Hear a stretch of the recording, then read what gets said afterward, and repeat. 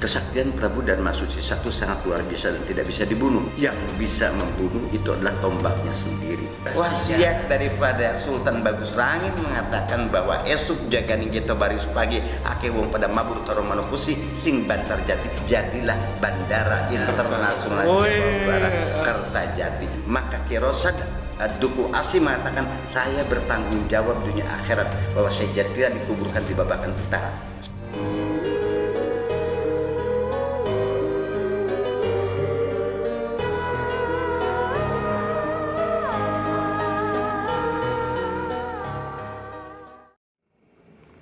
Assalamualaikum warahmatullahi wabarakatuh. Saudara Gugum, malam ini aku Gugum ada di Desa Babakan, Kecamatan Ciwanyin, Kabupaten Cirebon. Nah, malam ini kita pengen cari tahu tentang sejarah Syekh Jatira yang insya Allah makamnya sudah ada di belakang saya. Pokoknya tonton terus aku Gugum channelnya, jangan lupa di like, di komen, terus di subscribe dan di share. Gitu kan, biar tambah semangat ya aku Gugum bikin videonya.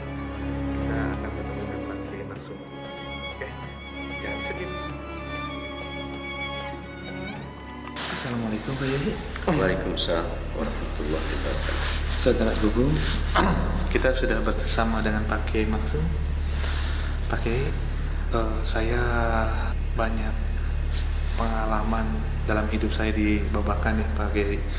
Jadi saya tergugah nih untuk mengungkap sejarah nih Pak Kiai, terutama tentang Syekh Jatira begitu kan. Mungkin Pak Kiai bisa menjelaskan nih ke saudara-saudara Gugum nih tentang cerita Syekh Jatira nih Pak Kiai. Bismillahirrahmanirrahim. Assalamualaikum warahmatullahi wabarakatuh. Waalaikumsalam warahmatullahi wabarakatuh. Nasrukal karamah al-barakah Muhammad Rasulillah wa adadihi wa duriyatihi wa ahli baitihi wa lukus Mbah Wali Samsudin bin Abdul Latif Mbah Wali Syekh Jatira Al-Fatihah.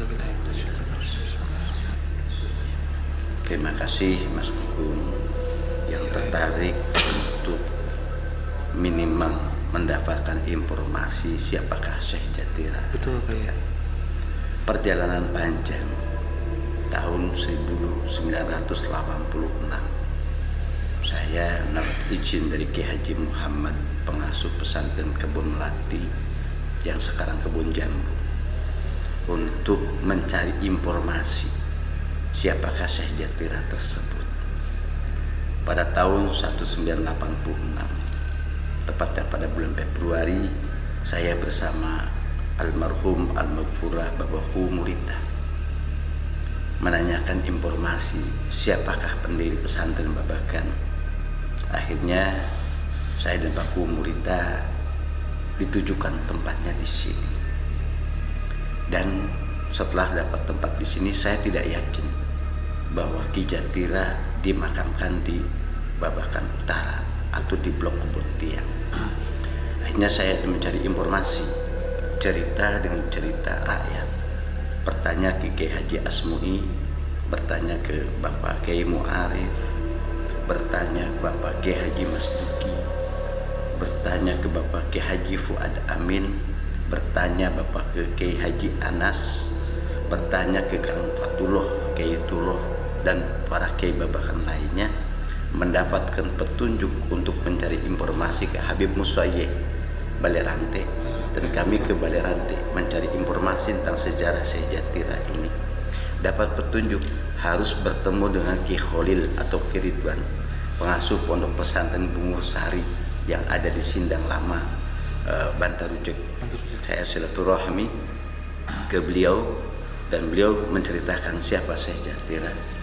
Dari situ saya mendapatkan petunjuk untuk mendapatkan informasi dari Ki Haji Abdul Yasin, pengasuh pondok pesantren Darussalam di Majalengka, dan dari situ mendapatkan informasi dari untuk silaturahmi ke Mama Endun.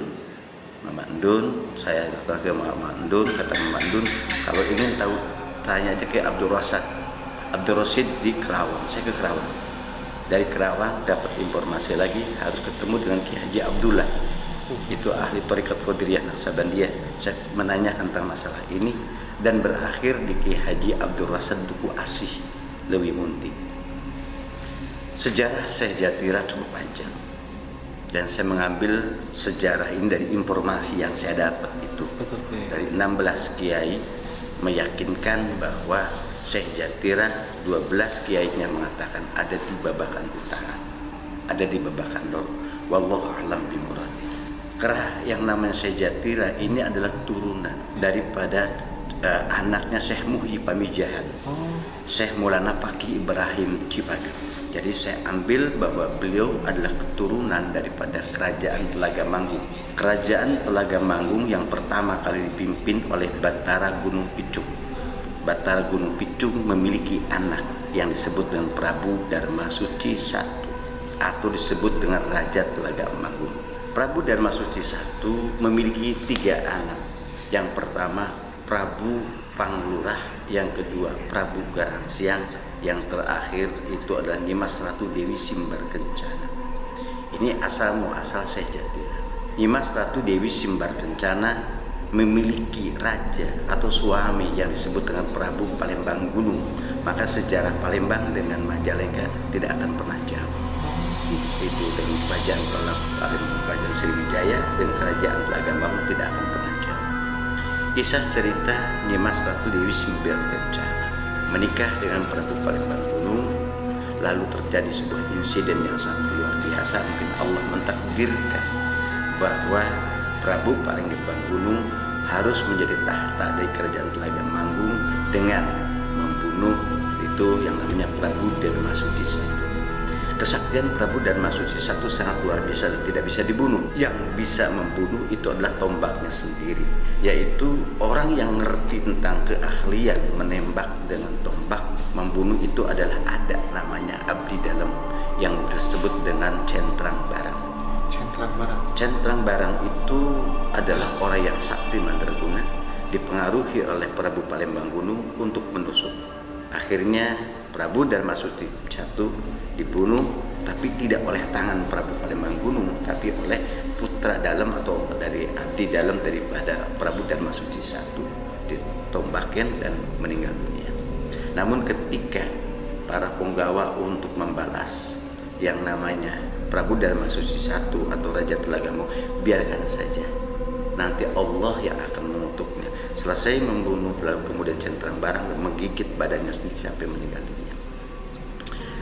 Selang beberapa lama, Prabu Panglurah dari pertapaan itu pulang, dan ternyata kerajaan Telaga Manggung sudah ngahiang. Itu kan. Yang itu menghilang ya Pak? Menghilang. Jadi betul. kerajaan itu tidak ada. Makanya di situ ada namanya Talaga Sangyang. Sangyang. Nah, akhirnya Prabu Panglurah dengan anak buahnya masuk ke Talaga tersebut dan menghilang. Dilanjut dari Ratu Dewi Simbar Kencana. Lalu kemudian dalam perjalanannya kerajaan Telaga Manggung pindah ke Walang Suci, Kagok, atau di daerah apa nama itu Talaga, di daerah Desa Kagok ya, daerah kelurahan atau tempatnya di daerah Cipager. Dewi Simbar Kencana menikah dengan Pangeran Pakusuma Laya Aja. Pernikahan beliau itu akhirnya melahirkan anak yang disebut dengan Ratu Parung atau Ratu Sunyalarang. Ratu Sunyalarang singkat cerita menikah dengan Pangeran Saling Singan. Tak lama kemudian melahirkan anaknya itu adalah Prabu Pucuk Umun. Pangeran Saling Singan berganti nama Prabu Pucuk Umun atau Prabu Gesan Ulung yang akhirnya menjadi Raja Sumedang. Itu Prabu Pucuk Umun. Prabu Pucuk Umun dalam perjalanannya memiliki anak, yaitu Pangeran Dipati Kikis atau Arya Dipati Kikis. Arya Dipati Kikis adalah seorang wali Allah, wali yang agung yang sangat luar biasa, berganti nama Sunan Wanapri. Ada daerah Sunan Wanapri.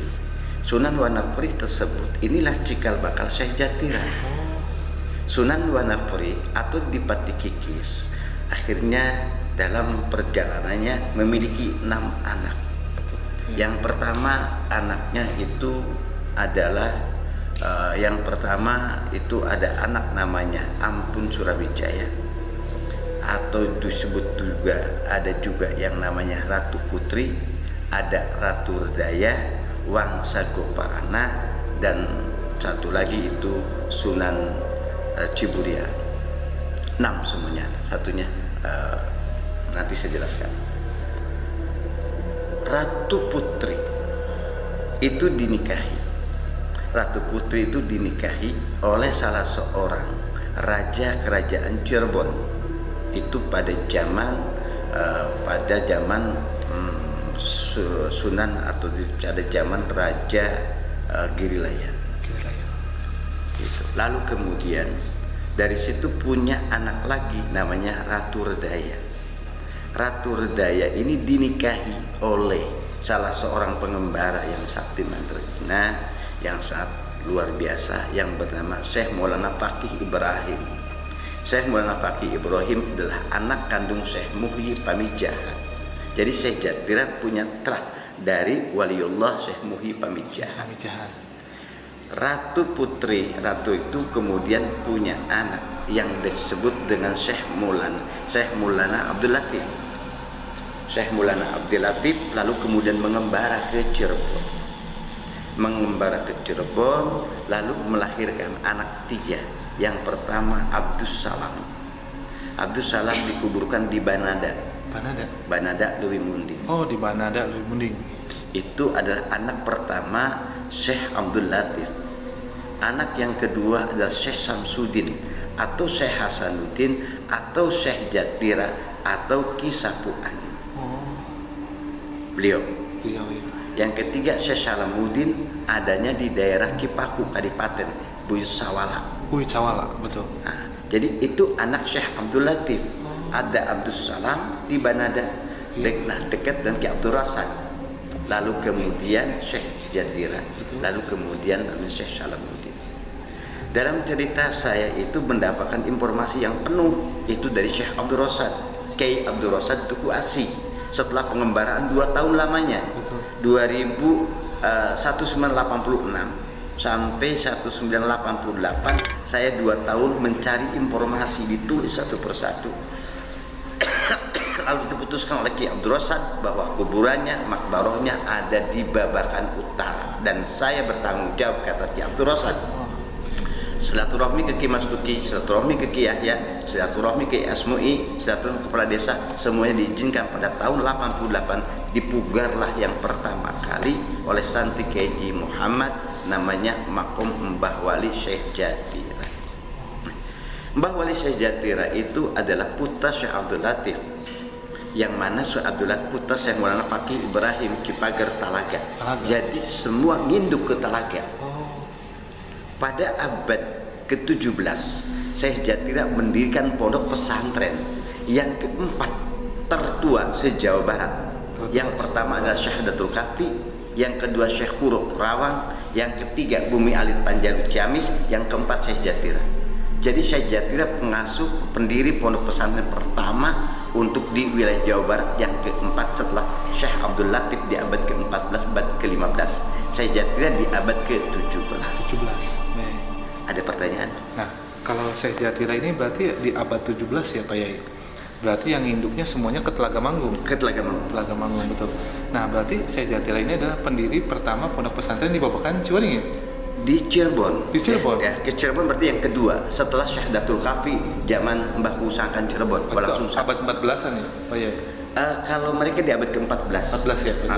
Jadi pasca sekian ratus tahun berdirilah pondok pesantren yang pertama di Babakan Ciwaring, Cirebon. Dan akhirnya sekarang di Babakan itu ada berapa pondok pesantren untuk Pak Yai? Wallahualam, 40 mungkin. Banyak ya. Dan mungkin murid Syekh Jatira sudah ada di seluruh Nusantara. Gitu kan. Syekh Jatira dalam pengembaraan ketika mendapatkan wangsit waktu beliau pada abad ke-17 itu kebetulan Gusti Pak Gusten atau Raja Cirebon dipimpin oleh Pangeran Raja Samsudin, betul, atau disebut dengan Martawijaya pada abad ke-1691 sampai 1811, kepemimpinan waktu di zaman oleh Samsudin, Sultan Samsudin, putra Pangeran Girilaya yang mendirikan Keraton Kasepuhan Cirebon. Itu namanya Martawijaya. Adiknya Kertawijaya yang mendirikan Keraton Kanoman. Adanya lagi Wangsakerta yang membuat peguron ke Prabonan yang sekarang dipimpin oleh Dr. Haji MP, itu sultannya di sana. Betul. Pada zaman itulah Syekh Jatira menimba ilmu ke Mataram, menimba ilmu ke Jawa Timur dan lain sebagainya. Kesaktiannya sudah sangat luar biasa. Betul. Mendapatkan izin dari Pak Gusten untuk mengislamkan di daerah Babakan. Babakan itu asal kata babak kiasa. Babak kiasa. Babak kiasa. Datang ke sini sangat luar biasa karena di sini ada kerajaan jin namanya kerajaan Banaspati di sini. Kerajaan Banaspati nih. Kerajaan Banaspati ini nggak bisa ditundukkan karena zaman Walang Sungsang semua dedemit dedemit, kemudian juga bangsa Silman dilemparkan ke daerah sini karena ini perbatasan dengan Majalengka. Oh, begitu. Oke. Iya. Kebetulan juga ada yang namanya salah satu raja Hindu itu Brajananta. Brajananta itu daerah Kudur. Oh, ada di situ. Ada, itu raja Hindu di situ. Jadi perjuangan Syekh Jatira ketika datang ke sini tidak mudah. Betul. Dia pertama kali mendudukan bangsa siluman, bangsa setan, lalu dapat petunjuk dari Pangeran Dipati Kikis alias Sunan Wanapri. Sunan Wanapri atau Pangeran Dipati Kikis itu kakeknya, bahwa harus mendirikan sumur terlebih dahulu. Maka sebelum yang lain-lain dia adalah membuat sumur terlebih dahulu. Betul. Dan ketika membuat sumur katanya bahwa Allahu Akbar itu banyak pertolongan. Ada tuh Bagus Rangin, ada tuh Bagus Rangin, tuh Bagus Bau dan lain-lainnya membantu. Betul. Akhirnya wallahu alam di sana disuruh membaca sholawat, membaca ayat kursi, membaca al-fatihah dan sebagainya. Dari sumur itulah akhirnya dia menghilangkan dedemit dan lain sebagainya. Perjalanan panjang Syekh Jatira di sini. Dan kemudian wallahu alam beliau sebelum yang lain-lain beliau menunaikan ibadah haji. Ketika mereka ibadah haji, dia cukup hanya menepak air di laut dan kemudian di situ ada ikan dan dia berangkat haji dengan menggunakan laut tersebut. Jadi itu kisah cerita dari masyarakat sekitar ini bahwa Syekh Jatira adalah kata Kiai Masduki ketika saya membangun makbarah di sini, mugar di sini dengan para masyarakat, Kiai Masduki datang. Dia membaca Al-Fatihah dan dia bilang bahwa beliau itu adalah Syekhul Aulia, gurunya para wali. Jadi silakan dibangun dan saya bertanggung jawab. Itu Kiai Masduki datang ke sini, lalu Kiai Haji Yahya juga datang dan lain sebagainya waktu pemugar tahun 1988. Perjalanan Syekh Jatira ini sangat luar biasa karena beliau itu adalah salah satu orang yang melakukan pemberontakan pertama zaman Hotman Raples. Raples akan membuat jalan dari Anyer sampai Panarukan dan Syekh Jatira mendirikan pondok pesantren di sini yang pertama kali. Ketika pecah peperangan yang pertama, banyak santrinya wafat. Satu kuburan disebut ada 20-30 santri, maka disebutlah Kebon Tiang. Maka Babakan Lor ini nama aslinya adalah Kebon Tiang, tempatnya kebunnya para manusia yang ada di sini. Pecah perang yang kedua kali Syekh Jatira menggunakan kisafu angin, bahwa dia hanya mengambil pasir saja ditaburkan menjadilah tentara-tentara. Akhirnya Belanda, kekuatan Belanda hancur luluh lantak dengan kekuatan yang namanya Syekh Jatira. Pada abad itulah lalu kemudian pesantren yang ada di Babakan pindah ke Pinangeran. Di mana itu Pak? 300-400 meter dari sini. Kalau dari sini ada buk. Iya. Nah, itu sebelah kanan ada kandang, sekarang ada kandang ayam. Betul. Itu tempatnya di situ. Oh. Nah, berarti masih di sini ya Pak? Masih. Nah, setelah beliau wafat dikembalikan oleh menantunya Syekh Nawawi ke Rodotul Tolibin yang sekarang atau disebut dengan Pondok Gede. Itu perjalanan Syekh Jatira mendirikan pondok pesantren yang pertama untuk di Babakan Ciwaringin Cirebon dan keempat di seluruh Jawa Barat. Subhanallah. Luar biasa. Beliau ini kalau bilang santrinya sudah tidak tertahan lagi, sudah hampir seluruh Nusantara santrinya Syekh Jatira. Nah, terus Pak Yai, saya juga ngedengar katanya makamnya itu ada juga di Marikangan itu, di Plumbon. Bagaimana itu Pak Yai? Nah, itu kenapa perjalanan saya 2 tahun mencari informasi Syekh Jatira itu ada di mana. Betul. Gitu kan, karena informasi beberapa kiai mengatakan adanya di Kajen. Betul. Ada dekat bapaknya. Betul. Itu dengan Syekh Abdul Latif di Marikangan. Logiknya berpikir tidak masuk. Betul, Pak. Mas harus balik ke sana lagi, orang perjuangannya dia ada di sini. Betul. Pesantrennya ada di sini kan gitu kan. Maka dari Kiai Masduki, Kiai Yahya, Kiai Fatullah, Kiai Anas, Kiai Fuad Amin dan kiai-kiai yang lain yang saya datangi mengatakan Kiai Jatira ada di sini. Betul. dikuburkannya di sini. Karena beberapa ulama besar, Kiai Satori, Kiai Sarmidi itu pernah ziarah ke sini. Kiai Amin juga pernah ziarah ke sini. Ini kayak makalah yang disampaikan oleh Kiai Haji Anas, pamannya Kiai Asmawi, Babakan Ciwaringin Cirebon. Jadi dari 18 itulah 16 mengatakan Ki Jatira ada di sini, maka Ki Rosad Duku Asi mengatakan saya bertanggung jawab dunia akhirat bahwa Syekh Jatira dikuburkan di Babakan kita, di Babakan Loh. Atas perintah Ki Abdul Rosad, saya silaturahim ke Ki Mas Tuki, ke Ki Yahya, dan Kiai yang lainnya, ke Ki Asmui, Ki Mu'arif. Bismillah, ayo dipugar barang-barang. Maka setiap pugar itulah Ki Haji Mas Tuki hadir di sini. Itu untuk menepis bahwa Ki Jatira ada di Marikangan. Betul. Cuma satu hal lagi, kalau Syekh Jatira ada di Marikangan, dimanapun juga sah-sah saja. Betul. Dia seorang wali. Gak usah jauh-jauh, nggak usah diperdebatkan. Sunan Bonang ada di Cupang, gimana ceritanya? Betul Pak Yai. Betul.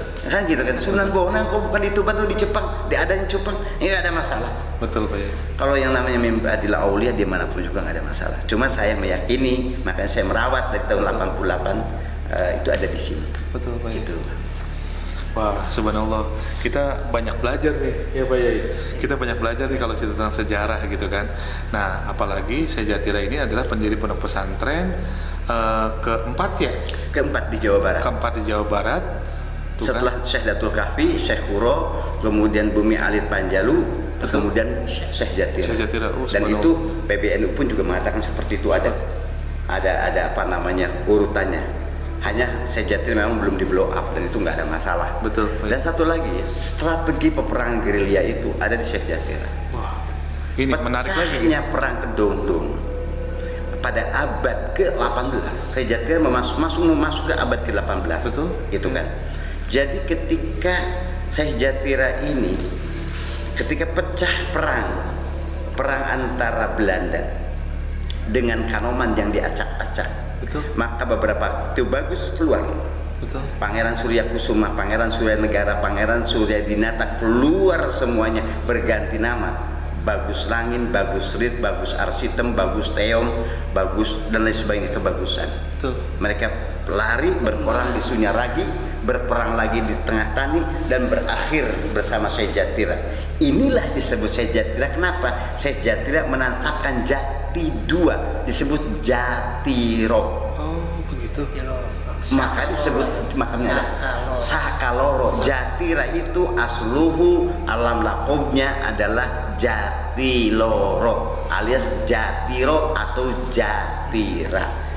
Nama asli beliau Wakila Syekh Samsudin, ada juga mengatakan Syekh Hasanuddin, putra Syekh Abdul Latif, putra Syekh Maulana Paki Ibrahim Cipagar, putra Sunan Wana Fri, putra Prabu Pucuk Umun, dan putra daripada Pangeran Saling Singan, dan putra daripada Nyimas Ratu Dewi Simbar Kencana. Itu jujutannya. Iya. Pecahnya perang Kedondong itu perang nasional, dibuka saja. Betul, Pak Yai. Mangga. Pecahnya perang nasional itu dipimpin oleh Ki Jatira, dan dia punya murid Bagus Rangin, Bagus Serit, Bagus Bangin, Bagus Teong, Bagus Arsitem. Ini raja-raja semua, sultan-sultan yang semuanya berada keluar. Jadi pecah perang Kedondong menjadi perang nasional dan luluh lantak seluruh kekuatan Belanda, hancur lebur karena peperangan dengan Tu Bagus Rangin dan Tu Bagus Serit dipimpin oleh Ki Jatira atau Ki Sapu Angin.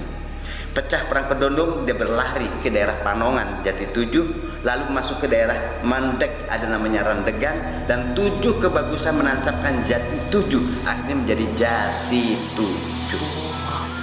Sejarahnya panjang ya Pak. Panjang. Para keraton kembali semuanya pindah, itu masuk ke daerah Kertajati. Ini perang yang luar biasa karena kerajaan Belanda itu menghancurkan segala kekuatan. Akhirnya alhamdulillah dibantu oleh turunan Prabu Pucuk Umun dari Sumedang, dari Talaga juga turun, kemudian dari Banten juga turun, maka pecahlah yang disebut ada sebuah lahir sebuah kerajaan baru, yaitu adalah negara Pancatengah. Negara Pancatengah itu memang belum terbuka secara maksimal. Negara Pancatengah dia keluar dari keraton Kanoman dan membuat dan kerajaan-kerajaan lain, termasuk ada kerajaan Demak, kemudian juga ada Banten, ada 5 kerajaan membuat namanya negara Pancatengah. Ketika dia mau tertidur, ada Jati lalu kemudian berbantalnya Jati karena orang Sunda Cedal jadi Bantar Jati, padahal asal kata Bantal Jati. Bantal Jati. Saat itulah kata orang mengatakan bahwa Bagus Rangin berkata, esuk jagan geto baring supagi akeh wong pada mabur sing karo manukusi sing Bantar Jati. Apa itu? Nanti di akhir waktu banyak orang berterbangan dengan burung dan besi, jadilah Bandara Internasional Kertajati. Jadi kebanggaan masyarakat Majalengka, Pak ya? Kebanggaan masyarakat Majalengka dan sekitar. Kenapa bandara ada di situ? Bukan di Kerawang. Kenapa tuh? Kenapa bukan di Cakrabuana? Betul. Kan gitu kan? Atau kenapa memperbesarkan bandara khusus Sasa Negara Bandung? Betul. Kenapa enggak? Di Kerawang enggak? Di Cirebon enggak? Kan itulah wasiat daripada Sultan Bagus Rangin mengatakan bahwa esuk jagani kita baris pagi akeh wong pada mabur karo manukusi sing Bantar Jati. Jadi loh Bandara Internasional Jawa Barat kata Jati. Oh, merinding Pak ya saya ceritanya. Itu sebuah sejarah panjang antara Syekh Jatira dengan Bagus Rangin. Betul. Yang melahirkannya Bandara Internasional Jawa Barat. Nah, kalau Ki Bagus Rangin itu makamnya di mana Pak ya? Ki Bagus Rangin ada dua versi. Betul. Yang pertama di Jati 7, samping Jati 7. Betul. Yang kedua di Kertawinangun. Di Kertawinangun. Kertawinangun itu makomnya. Dan Bagus Rangin pada abad 1800 pada tahun 1812-1818 beliau wakilah katanya disembelih. Akhirnya menjadi berem, maka disebut paku berem atau berem banget. Jadi muka merah, karena berdarah. Padahal Bagus Rangin tidak wafat di situ. Buktinya ada daerah Bagus Rangin di Sumedang, di Garut ada Bagus Rangin, di Jakarta ada Bagus Rangin. Wallahu alam.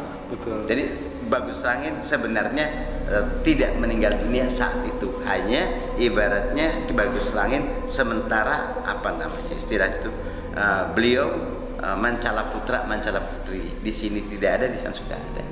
Itu Bagus Rangin. Jadi yang namanya Bagus Rangin ada kuburannya.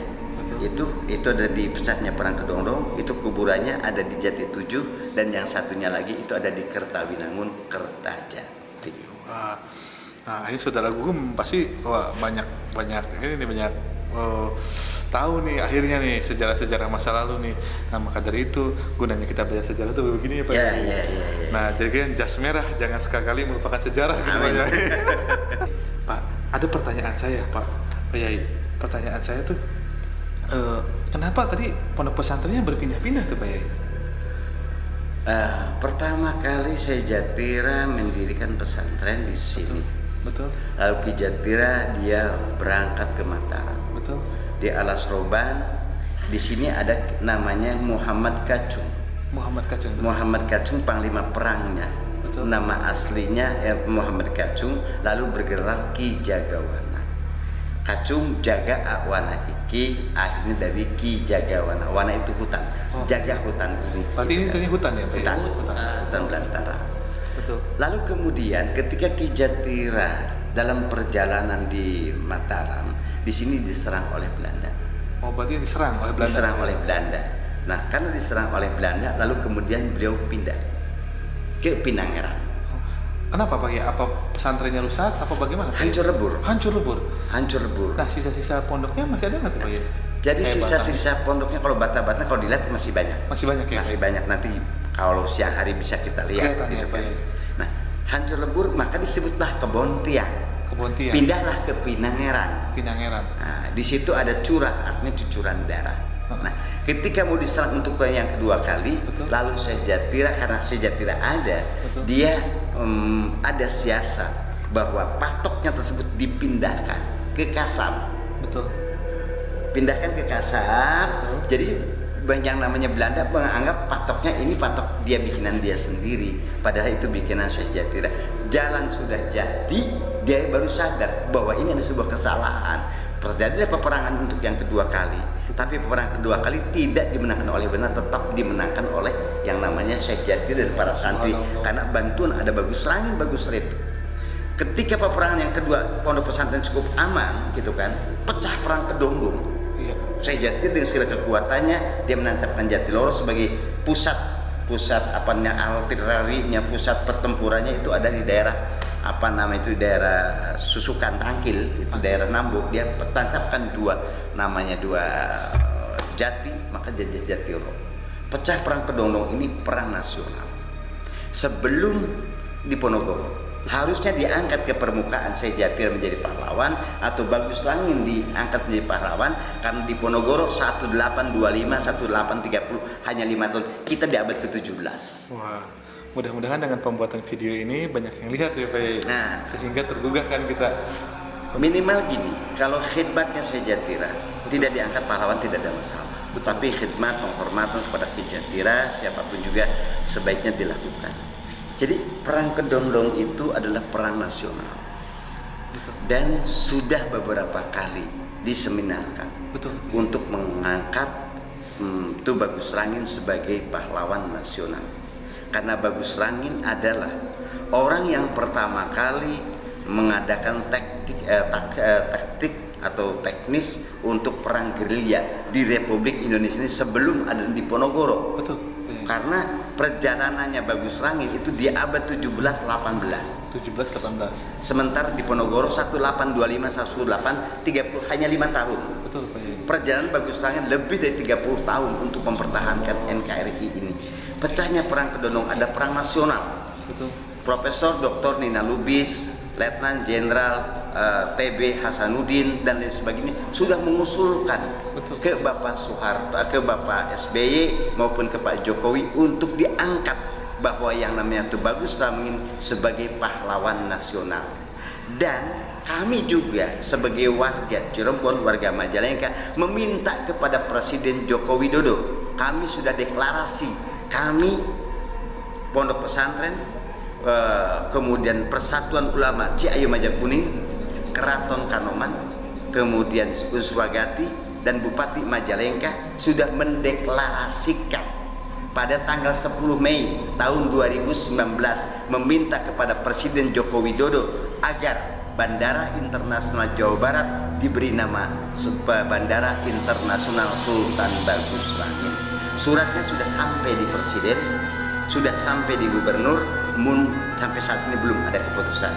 Jadi kami hanya minta kepada pemerintah Republik Indonesia, satu, hormati Bagus Rangin sebagai pahlawan nasional, dan yang kedua, Bagus Rangin sebagai nama salah satu bandara internasional Jawa Barat, yaitu Bandara Internasional Sultan Bagus Rangin Kertajati Majalengka. Untuk itu. Amin. Mudah-mudahan perjuangan Pak Yai dan rekan-rekan ya dipermudah. Amin. Ya Rabbal Alamin. Itulah Saudara Gugum, begitu Saudara Gugum. Nah, maka dari itu ya itulah yang membuat saya tersentuh begitu kan, untuk mengungkap sejarah akan Syekh Jatira begitu ya Pak Yai. Nah, Pak Yai mungkin untuk penutupan Pak Yai kasih sepatah dua patah kata nih untuk saudara-saudara Gugum Pak Yai. Bismillahirrahmanirrahim. Alhamdulillah silaturahmi ini walaupun singkat tapi padat. Amin. Dan itu informasi yang dari saya, yang saya dapatkan informasi dari para kiai yang tadi, dan kebenarannya wallahu alam bimuradi. Saya menceritakan apa adanya sepengetahuan saya sendiri tentang silsilah dan sejarah Syekh Jatira. Yang jelas Syekh Jatira berasal dari keturunan Syekh Maulana Faqih Ibrahim atau Syekh Muhyi Pamijahan, yang mana beliau adalah menantu Sunan Wanafri yang menikahi Ratu Putri. Ratu Putri akhirnya punya anak Syekh Abdul Latif, punya anak Syekh Abdul Salam, Syekh Hasanuddin dan Syekh Salahuddin. Informasi dari saya ini mudah-mudahan bermanfaat untuk siapapun, dan mudah-mudahan kemuliaan Syekh Jatira menjadi mulia yang sebenar-benarnya. Mohon maaf apabila khilaf dan kesalahan dalam penuturan kata. Wabillahi taufiq wal hidayah. Assalamualaikum warahmatullahi wabarakatuh. Nah, Saudara Gugum, mungkin untuk part pertama begini dulu ya Pak. Ya. Bila mana ada pertanyaan, komen nih. Barangkali mau nanya apa, nanti insya Allah di lain kesempatan mudah-mudahan kita diberikan kesehatan, nanti kita coba akan ulas kembali part 2-nya Pak Yai. Ya. Pasti Saudara Gugum soalnya penasaran Pak Yai. Ya, gitu. Wah, pasti penasaran nih. Wah, tentang Syekh Jatira ini bagaimana? Pokoknya tonton terus Agugum channelnya, jangan lupa di like, di komen, terus di subscribe dan di share. gitu kan. Pak Yai, saya punya moto Pak Yai. Apa tuh? Motonya begini, hidup sehat untuk ibadah. Pak Yai. Setuju. Iya, amin. Hidup sehat untuk ibadah. Wassalamualaikum warahmatullahi wabarakatuh.